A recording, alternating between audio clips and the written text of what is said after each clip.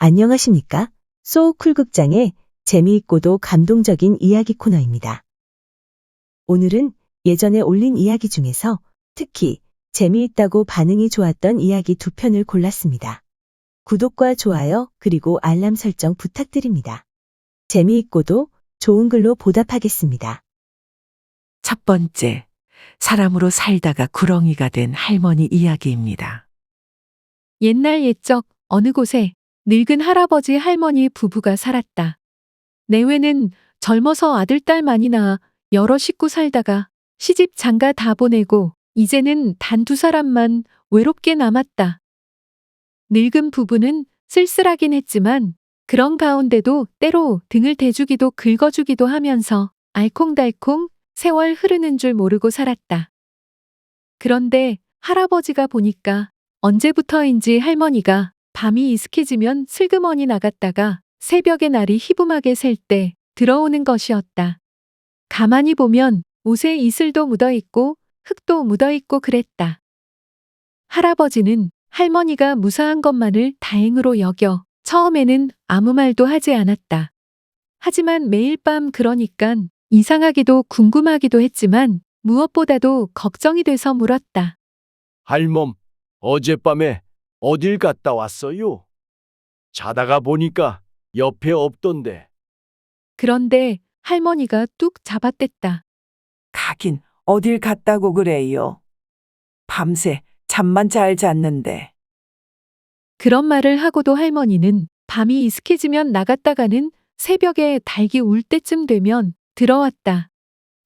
하루는 할아버지가 꾀를 냈다. 불어 일거리를 만들어서 밤을 도두어 미투리 삶는 신용을 했다. 그랬더니 할머니는 그날 밤 몸이 다는지 온통 조바심을 내며 안절부절 어쩔 줄 몰라 했다. 할아버지는 보다 못하여 일을 끝내고 눈을 감고 자는 척했다. 그러자 할머니는 뒤도 돌아보지 않고 행안이 나갔다. 어디에 나 모르게 영감을 하나 숨겨놨나? 평생 안 하던 질투까지 하며 잠을 못 이룬 할아버지는 다음 날 밤 할머니의 뒤를 밟았다. 자는 척하고 있다가 할머니 나갈 때 몰래 일어나서 뒤를 따라갔더니 할머니가 마당을 가로질러 살인문 밖으로 나가더니 뒷산으로 올라갔다. 아니, 저 할멈이 미쳤나? 한밤중에 산에는 왜 올라가누? 이상하게 여긴 할아버지는 자꾸 뒤를 따라갔다.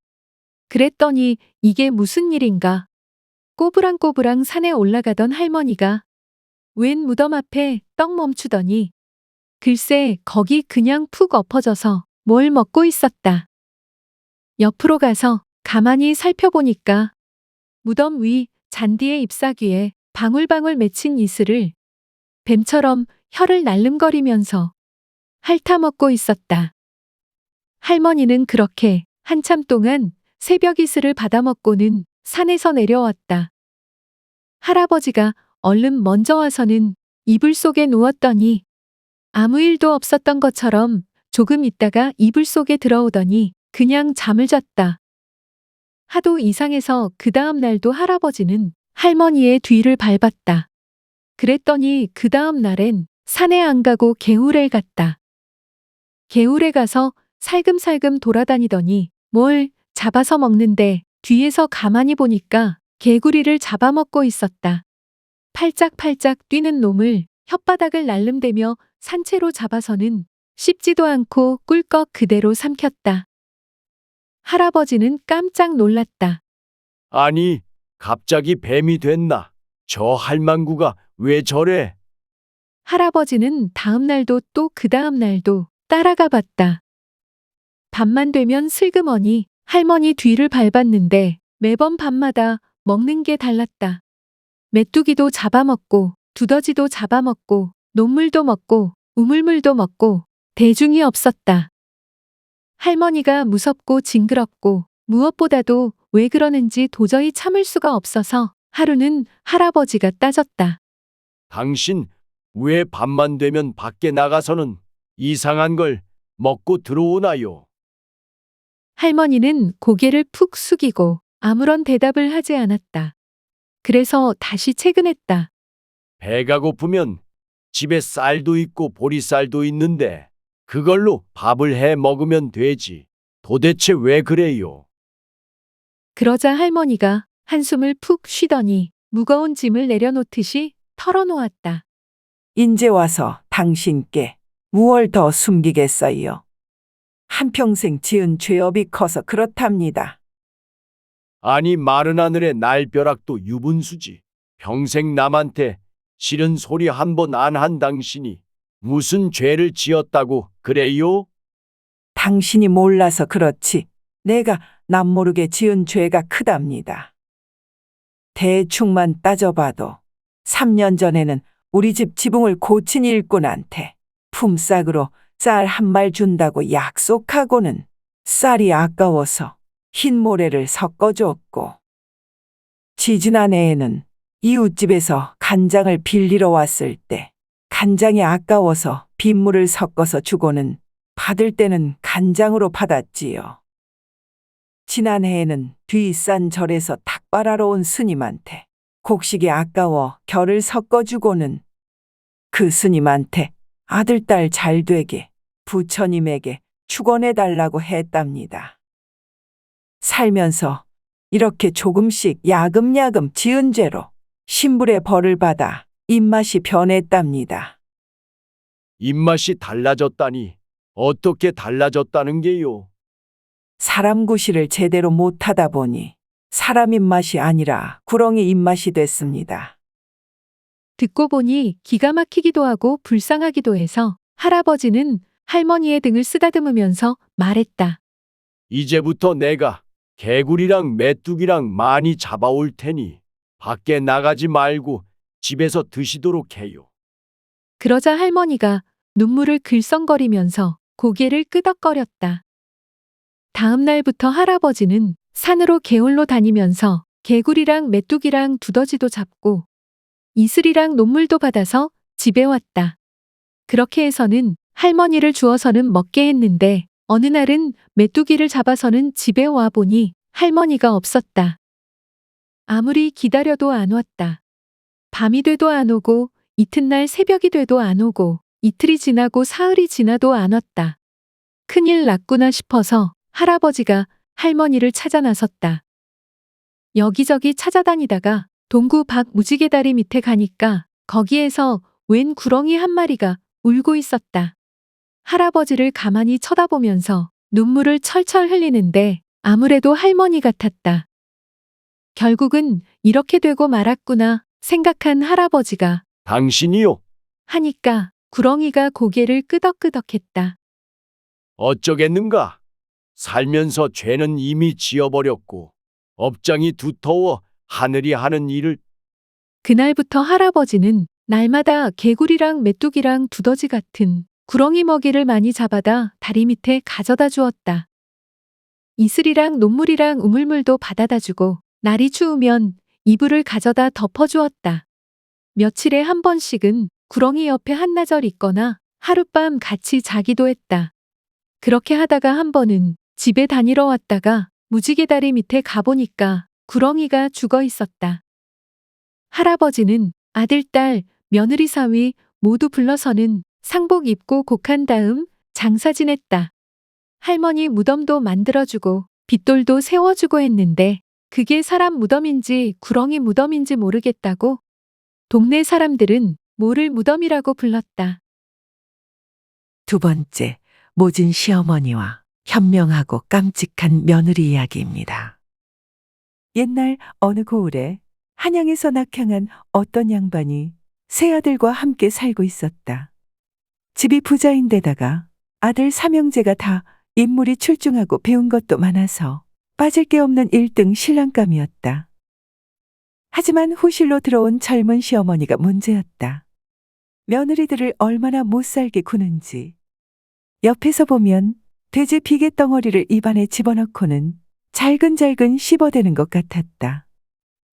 시어머니 닭다를 견디다 못한 큰 며느리가 시집 온 지 한 달 만에 못 살겠다고 집을 나가버렸는데 당시만 해도 한 번 시집을 가면 친정에서는 시집 귀신이 되라고 하면서 받아주지 않는 문화였다. 죽이 되던 밥이 되던 시집에서 해결하라고 대문을 닫고 친정에서 안 받아주었더니 열흘 후에 큰 며느리는 인근에 있는 저수지에서 죽은 몸으로 발견됐다. 둘째 며느리 또한 참고 참다가 끝내 성화를 못 견디고 2달 만에 피눈물을 흘리면서 친정으로 돌아가고 말았다. 갖은 핑계를 대면서 한시도 쉬지 않고 괴롭혀대니 도무지 견딜 재간이 없었기 때문이다. 이번에는 다행하게도 친정에서 받아주었는지 저수지에 빠져 죽는 비극은 없었다. 두 며느리가 후실로 온 젊은 시어머니 학대를 견디다 못해 속절없이 죽거나 쫓겨나니 근동에 나쁜 소문이 파다하게 퍼져서 다시는 그 집에 딸을 보내려는 사람이 없었다. 큰아들과 둘째 아들은 물론이려니와 총각인 막내 아들까지도 그 좋은 인물과 문장을 가지고도 나이 20이 넘도록 시집 오겠다는 색시를 구경조차 할 수가 없었다. 그때 이웃마을에 홀어머니를 모시고 살던 음전할 뿐 아니라 영리하기까지도 한 달덩이 같은 처녀가 있었는데 집안이 무척 가난하여 시집 보낼 여력이 없었다. 어느 날 그 처녀가 말도 안 되는 희한한 이야기를 어머니에게 꺼냈다. 어머니, 이웃마을 부잣집에서 며느리감을 찾고 있다던데 저를 그 집 막내 아들한테 시집 보내주세요. 그러자 어머니가 펄쩍 뛰었다. 아니, 그게 무슨 소리냐? 너는 소문도 못 들었니? 그 집에 며느리로 갔다가는 시어머니 등살에 단 며칠도 견디기 힘들다고 하더라. 그러니 그런 소리는 아예 하지도 마라. 저번에 길에서 그 집 막내 도련님을 한번 뵌 적이 있어요. 이런 말 하면 꾸중하시겠지만 한눈에 반해버려서요. 그때 시어머니 되실 분이 조금 성격이 몰강스러운 분이라 할지라도 저 정도 헌헌한 대장부라면 충분히 견딜만한 하다고 느꼈어요. 그래도 성질이 여간해야지. 시어머니가 입에 독을 품고 사는 사람인데도 시집 가고 싶어? 어머니, 저에게도 생각이 있으니 걱정하지 말고 저를 그 집에 보내주세요. 저도 언젠가는 시집을 가야 하잖아요. 게다가 집안 형편이 이러니 어디서 며느리로 드리겠다는 집도 없고 한번 도전해 보고 싶습니다. 딸이 단단히 결심하고 나오는데 그 고집이 어찌나 센지 어머니로서도 도저히 꺾을 수가 없었다. 할 수 없이 부잣집에 통혼할 의사를 전하자 혹시라도 아들이 총각 귀신이 되지 않을까. 전전긍긍하던 부자가 입이 쩍 벌어져서는 얼른 혼사를 받아들였다. 그러나 혼사를 준비하면서도 부자 영감은 노심초사 걱정이 많았다. 주겠다니 받기는 하겠지만 물정을 참 모르는 사람이구먼.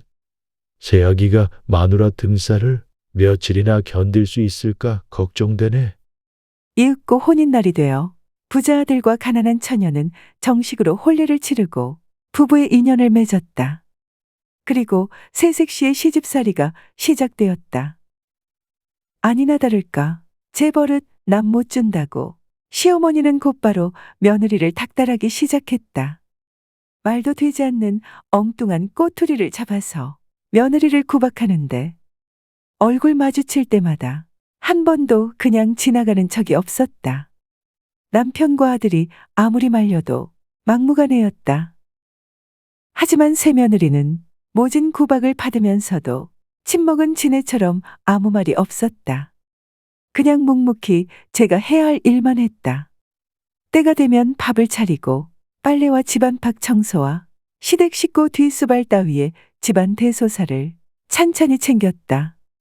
그 솜씨가 어찌나 맵차고 깔끔하든지 사람들이 다들 알짜배기 며느리가 들어왔다고 칭찬이 대단했다. 시어머니는 그런 말을 들을 때마다 더 성화를 내어 펄펄 뛰면서 며느리를 못 살게 굴었다. 그러던 어느 날 다른 식구들은 다 밖에 나가고 시어머니와 며느리만 단둘이 집에 남게 되었다. 기다렸다는 듯이 시어머니는 며느리에게 트집을 부리기 시작했다. 얼토당토하는 꼬투리를 잡아서 삿대질하면서 차마 들을 수 없는 말들을 쏟아냈다. 너희는 이래도 내가 이 집에서 견딜 수 있겠냐? 하는 식이었다.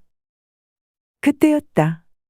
아무 말 없이 시어머니가 입에서 끊임없이 뿜어내는 독설을 참고 있던 며느리가 갑자기 시어머니의 머리채를 잡더니 부엌 바닥에 냅다 패대기를 쳤다.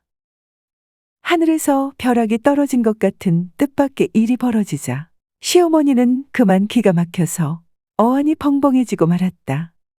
아니, 이 썩을 년이 사람 잡네. 시어머니는 벌떡 일어나서 며느리한테 덤벼들었다. 그러자 며느리는 다시 시어머니를 바닥에 내팽개쳤다. 그 기운이 얼마나 세던지 시어머니는 힘도 제대로 써보지 못하고 바닥에 개구리처럼 벌렁 낮아빠지고 말았다. 아이고, 아이고 전년 보게. 전년이 시어머니를 치네. 시어머니는 들어놓은 채 발악했지만 며느리는 모르는 척 자기 할 일만 했다. 그 모습을 보자 시어머니는 재물의 화를 참지 못하고 마당으로 나가 가슴을 두드리면서 팔짝팔짝 뛰기 시작했다. 때마침 밖에 나갔던 식구들이 집 안으로 들어왔다. 시어머니는 됐다 싶었던지 입에 개거품을 물고 미친 듯이 날뛰었다. 아이고, 전년이 사람을 치네. 저 죽이려니 사람을 쳐. 아이고, 내가 분해서 못 살아. 전년을 지금 당장 내쫓아야 해. 그 모습을 보고 남편과 아들들이 인상을 찌푸리다가 더는 못 참겠던지 입술을 삐죽거리며 한마디씩 했다. 아이고, 또 시작이군. 여보, 인제 그만 좀 해요. 어머니, 생사람 좀 그만 좀 잡으세요. 더는 못 보겠어요. 그녀의 말을 믿어주는 사람이 단 한 사람도 없었다. 시어머니가 더더욱 악에 받쳐서 며느리가 정말로 자기를 쳤다고 입에 거품을 하나 가득 물었지만 다들 혀를 끌끌 차며 낯을 찌푸릴 뿐이었다. 시어머니는 그만 가슴이 답답해서 미칠 지경이 됐는데 며느리는 아무 일도 없었던 것처럼 얌전하게 저녁상을 차려서 내왔다. 아버님, 씻기 전에 어서 잡수세요. 오냐? 그저 그러려니 하고 내가 꼭 참으려무나. 알겠지? 네, 아버님. 요, 망할 년, 불효 같은 년. 시어머니가 하도 분해서 파르르 떨면서 발을 동동 굴렀지만 그래봐야 헛일이었다. 그 뒤로도 집안에 아무도 없을 때는 똑같은 일이 반복되었다. 어느 날 며느리가 웃으며 말했다. 앞으로 저희 행동은 어머니 하시기에 달렸어요. 어머니가 잘하시면 저도 잘할게요. 시어머니가 이 사람 저 사람 붙잡고 억울함을 하소연했지만 아무도 그 말을 믿어주는 사람이 없었다. 급기야는 다들 시어머니를 미친 사람처럼 취급하기 시작했다. 그렇게 여러 날이 지나다 보니 시어머니는 이제 며느리가 슬슬 무서워지기 시작했다. 잘못하다가는 뼈도 못 추리겠는지라 감히 큰 소리를 치지도 못했다. 며느리가 가까이 다가오기라도 하면 얘야, 됐어. 저리 가라, 저리 가. 손살에 찢하며 뒷걸음을 치는 것이었다.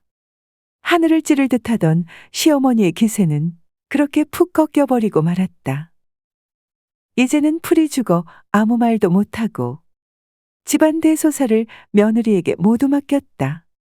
며느리가 시부모를 지성껏 섬기고 집안 살림을 맵시 있게 보살펴 나가니 어느새 그 시끄럽던 집안이 조용해지고 날마다 웃음꽃이 피어나기 시작했다. 그러자 동네 사람들의 며느리 칭찬이 입에 마를 날이 없었다. 그렇게 되자 큰아들과 둘째 아들에게도 여기저기서 혼사에 관한 이야기가 들어오기 시작했다. 며느리는 다른 어떤 사람보다도 특히 시어머니한테 진실한 마음을 다하여 공손하게 굴면서 정성을 다했다. 어머니, 이것 좀 잡수어 보세요. 맛있는 걸요. 됐어. 저리 가라, 저리 가. 그러면 시어머니는 그만 즐겁을 하는 것이었다. 아무래도 시간이 좀 더 필요할 것 같았다. 들어주셔서 고맙습니다. 용어 풀이와 참고 문헌 등은 명기만 하고 따로 읽지는 않겠습니다. 참고하시기를 바랍니다.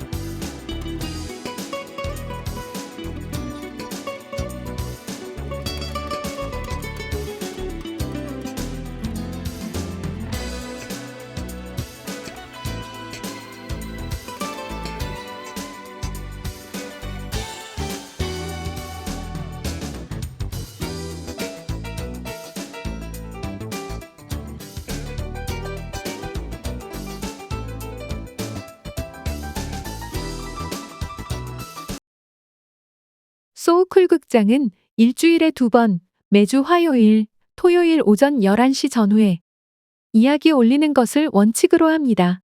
단, 목요일에는 구독자분들이 보내주는 사연을 이야기로 만들어 올리겠습니다. 가능하면 매주 올리려고 하지만 그렇게 하지 못할 때도 있겠습니다. 이해해 주시기를 바랍니다. 더하여 쇼츠는 틈을 봐서 일주일에 3편 정도를 올리도록 노력하겠습니다. 고맙습니다.